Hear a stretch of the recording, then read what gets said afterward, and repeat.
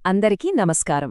ఈరోజు మనం ఒక సంక్లిష్టమైన అంశాన్ని తీసుకుని దాన్ని చాలా సులభంగా అర్థమయ్యేలా విడదీసి చూద్దాం. ఒకసారి ఊహించుకోండి, మీరొక డెవాప్స్ లేదా ఎస్ఆర్ఈ ఇంటర్వ్యూలో ఉన్నారు. అప్పుడు ఇంటర్వ్యూవర్ అడిగే ఒక చాలా కామన్ కానీ చాలా ఇంపార్టెంట్ ప్రశ్న ఏంటంటే, ఏడబ్ల్యూఎస్లో ఏ డేటాబేస్లో ఉంటాయి? దీనికి సమాధానంగా కేవలం 4-5 పేర్లు చెప్పేస్తే సరిపోదు. అలా కాకుండా ఒక పద్ధతి ప్రకారం ఒక కథలా చెప్తే అప్పుడు మనకు ఆ టాపిక్పై ఎంత మంచి అవగాహన ఉందో తెలుస్తుంది. అదే కదా ముఖ్యం. అయితే ఆ కథ చెప్పాలంటే ముందుగా మనమొక ముఖ్యమైన విషయాన్ని అర్థం చేసుకోవాలి. అదేంటంటే, అసలు ఏడబ్ల్యూఎస్ డేటాబేసులను ఎలా విభజించారు, ఆ వర్గీకరణ ఏంటి? మొత్తం ఏడబ్ల్యూఎస్ డేటాబేస్ ప్రపంచాన్నే రెండు ముఖ్యమైన భాగాలుగా విభజించొచ్చు. ఒకటి స్ట్రక్చర్డ్ డేటా కోసం వాడేవి, రెండోది అన్స్ట్రక్చర్డ్ డేటా కోసం వాడేవి. చాలా సింపుల్ కదా. అసలు స్ట్రక్చర్డ్, అన్స్ట్రక్చర్డ్ ఈ ఒక్క చిన్న తేడా చుట్టూనే మొత్తం కథ నడుస్తుంది. ఈ తేడానే మన డేటాబేస్ ఎంపికలను ఎలా ప్రభావితం చేస్తుందో చూస్తే చాలా ఆసక్తికరంగా ఉంటుంది. మరి స్ట్రక్చర్డ్ డేటా అంటే ఏంటి? సింపుల్గా చెప్పాలంటే దాన్ని ఒక పక్కా ఫార్మాట్లో ఉన్న ఎక్సెల్ స్ప్రెడ్షీట్లా ఊహించుకోవచ్చు. ఈ పోలికతో స్కీమా అనే కాన్సెప్ట్ చాలా ఈజీగా అర్థమైపోతుంది. ఇక్కడ చూడండి, ప్రతి కాలంకి ఒక రూల్ ఉంది. ఫస్ట్ నేమ్ అనే కాలంలో టెక్స్ట్ మాత్రమే పెట్టాలి. డేట్ ఆఫ్ బర్త్లో ఖచ్చితంగా తేదీ ఫార్మాట్లోనే ఉండాలి. ఆధార్ నంబర్ అయితే నంబరే ఉండాలి. ఈ రూల్స్ని మనం అస్సలు మార్చలేం, ఖాళీగా వదిలేలేం. దీన్నే స్కీమా అంటారు. అంతా ఒక పద్ధతి ప్రకారం ఉంటుందన్నమాట. సరే, ముందుగా మనం ఈ స్ట్రక్చర్డ్ డేటా ప్రపంచంలోకి వెళ్దాం. ఏడబ్ల్యూఎస్లో ఈ రకమైన డేటాబేస్లన్నిటినీ రిలేషనల్ డేటాబేస్ సర్వీస్ అంటే ఆర్డీఎస్ కిందకు తీసుకురావచ్చు. ఆర్డీఎస్ అనేది ఒక పెద్ద గొడుగులాంటిది అని చెప్పొచ్చు. దాని కింద మనకు తెలిసిన పాపులర్ ఇంజిన్లు చాలా ఉంటాయి. మైఎస్క్యూఎల్, పోస్ట్గ్రేస్, ఆరకిల్, ఎంఎస్ఎస్క్యూఎల్ సర్వర్, ఇలా చాలా. దీనివల్ల డెవలపర్లకు మంచి ఫ్లెక్సిబిలిటీ దొరుకుతుంది, వాళ్ళకి నచ్చిన టెక్నాలజీని వాడుకోవచ్చు. ఇక ప్రొడక్షన్ అప్లికేషన్స్ విషయానికొస్తే డేటాబేస్ ఎప్పుడూ 24/7 పని చేస్తూనే ఉండాలి, డౌన్ అవ్వకూడదు. దీన్నే హై అవైలబిలిటీ అంటాం. దీన్ని సాధించడానికి ఆర్డీఎస్ మనకు 2 ముఖ్యమైన ఆప్షన్స్ ఇస్తుంది.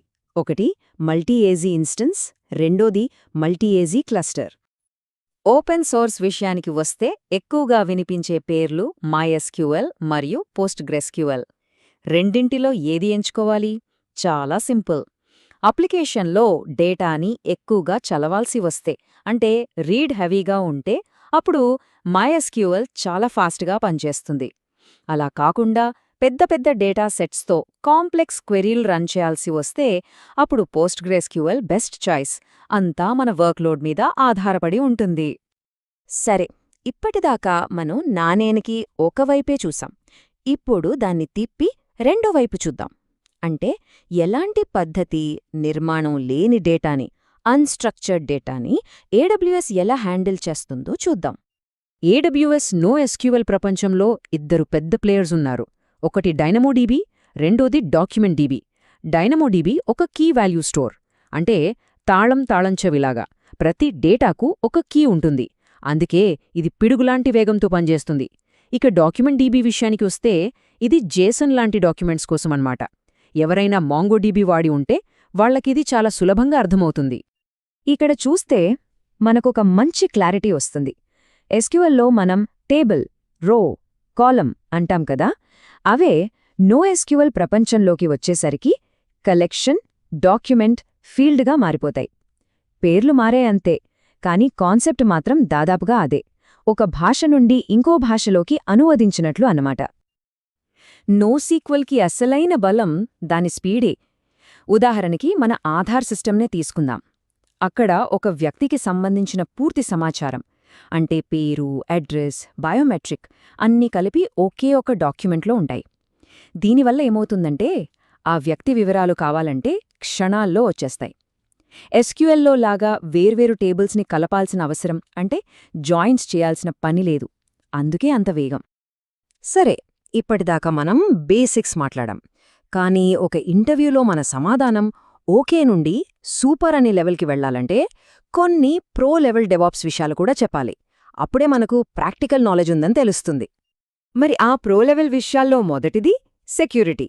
ఒక అప్లికేషన్ డేటాబేస్తో ఎలా కనెక్ట్ అవుతుంది? కనెక్షన్ స్ట్రింగ్ ద్వారా. ఆ స్ట్రింగ్లో యూజర్ నేమ్, పాస్వర్డ్ లాంటి చాలా సెన్సిటివ్ ఇన్ఫర్మేషన్ ఉంటుంది. దాన్ని మనం కోడ్లో డైరెక్ట్గా పెట్టేస్తే అది చాలా పెద్ద సెక్యూరిటీ రిస్క్. మరి దాన్ని ఎలా భద్రంగా దాచాలి?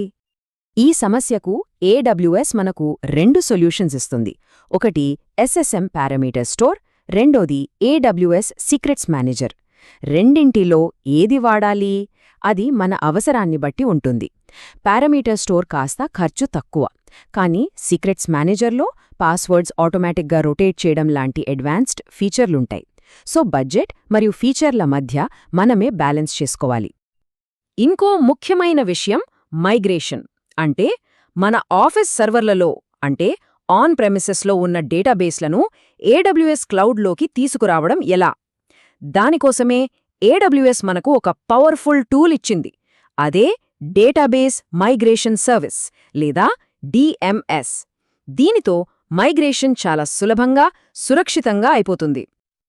సరే, ఇన్ని రకాల డేటాబేస్లు, ఇన్ని ఆప్షన్స్ చూశాం కదా, మరి ఫైనల్గా మనం గుర్తుపెట్టుకోవాల్సిన అసలు పాయింటేంటి? అదేంటంటే ప్రపంచంలో బెస్ట్ డేటాబేస్ అని ఒకటేదీ లేదు. SQL బెస్ట్ కాదు, NoSQL బెస్ట్ కాదు.